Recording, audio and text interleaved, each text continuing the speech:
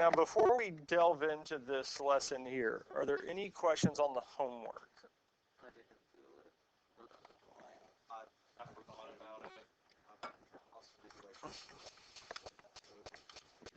You're good. So we won't have an assignment tonight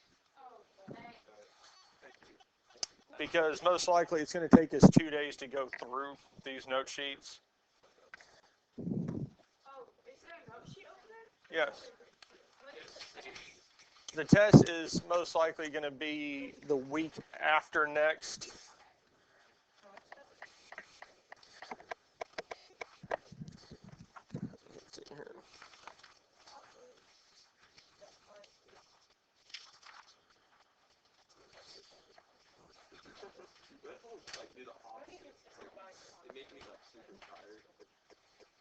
Except sometimes like it feels like Because you drink them so often? I know that I don't Your body gets used to the. No, not necessarily. Like your body always has like something set. So whenever you get off of it, which is normal, you feel tired. Yep, so it'll be the week after next, most likely a week from, 2 weeks from yesterday.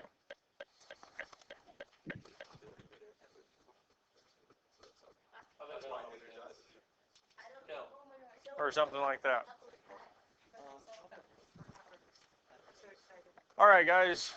So, solving systems of equations. Let's get the pen out.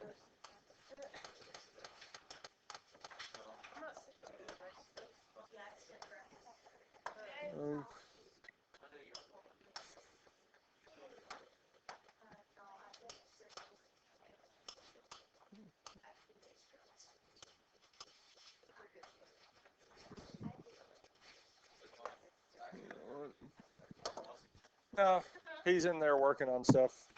Oh. Yep. I had some music.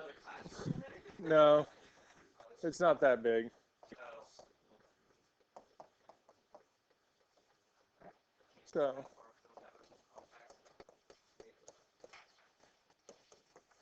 So systems of equation. Y'all done these in Algebra 1, where we had 2 equations and we tried to find their intersect. We can do that by graphing the 2 equations to see where they cross, where they intersect.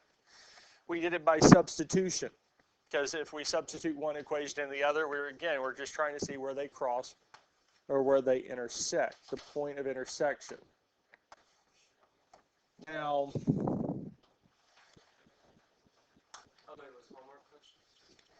yeah.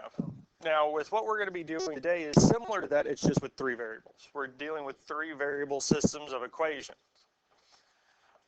Now, linear equation XYZ is an equation of the form AX plus BY plus CZ equals D, where A, B, and C are not all zeros. The following system is an example of this here. So we have these 3 equations, and a solution of such a system is the ordered triplet XYZ, that point, whose coordinates make each equation true. So if we plug the 3 values in for X, Y, and Z into each equation, we would get a true statement. It would make both sides be the same. Now, when we look at this here, there's several different types of solutions we can have. The first one is exactly 1, because each one of these X, Y, Z is represented by a plane, a flat surface. And where all 3 of the planes meet would be the solution point. And if we have a point, we have one solution. There's one spot where all 3 graphs intersect, where all 3 are true for a given value. Now, we could have infinitely many solutions where all 3 intersect at a line or plane. Most likely it's going to be a line. And all the points that are on that line here are a solution. All of those points on that line will make all 3 equations true. So if we pick any point on that line, it will give us a true statement for each of the equations. And the last one we have is no solution. Because if we look at any of these sets set up here, for like the first one here, any of these lines where they do intersect, there's not one of those lines where all three share a point. All three would be true because there's only going to be two. The same with this here. These two lines, well, maybe they'd go the other direction. Going this way here, on either one of those, only two are true. Only two planes intersect there. We need all three. Or on this last one here, all three are parallel. None of them intersect. There is no cross. So in all three of these cases, it would be no solution. There is no solution. Because again, we need all three to intersect either at a point or at a line. We need one or the other. Otherwise, it won't work. And whenever we get a no solution, we'll end up getting a statement that is false. So like 2 equals 0. Because there's never going to be a case where 2 is equal to 0. Any questions on this here?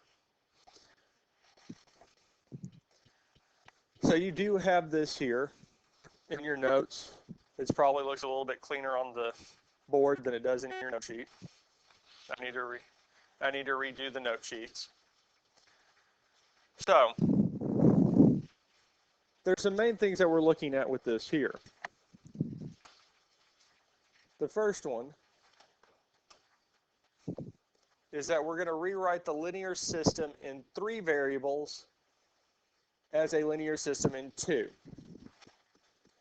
So we're going to eliminate one variable. So we're going 3 equations with 3 variables to 2 equations with 2 variables. That's essentially what we're trying to do. I'm trying to take my 3 equations with 3 variables and rewrite it as 2 equations with 2.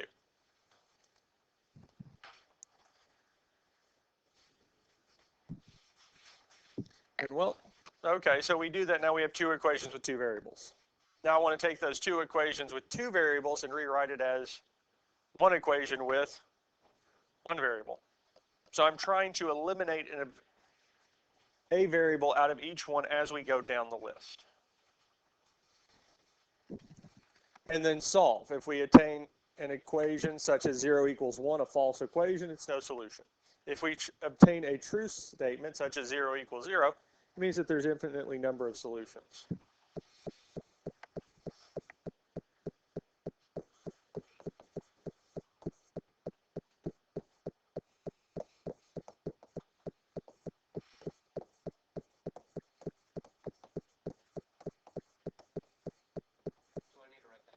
I would.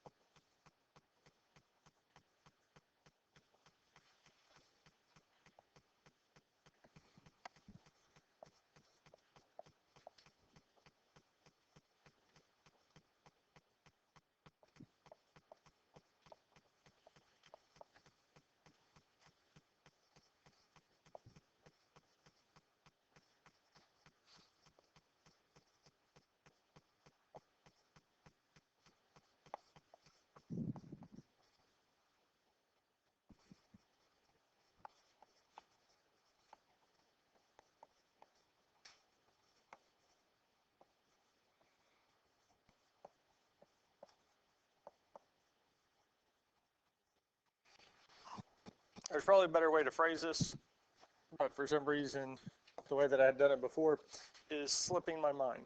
So the first part is true. Yes, sir. Yes.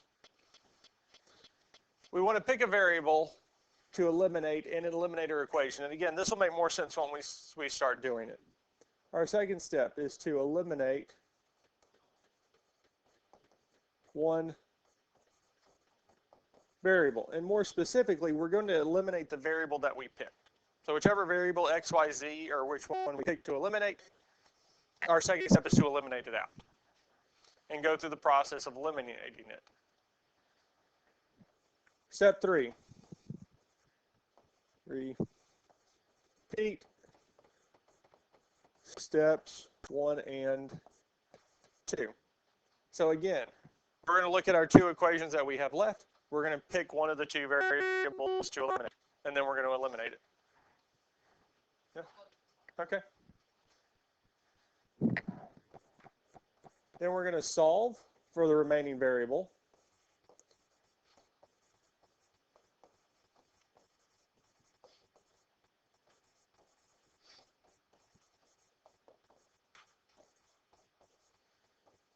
And then solve backwards.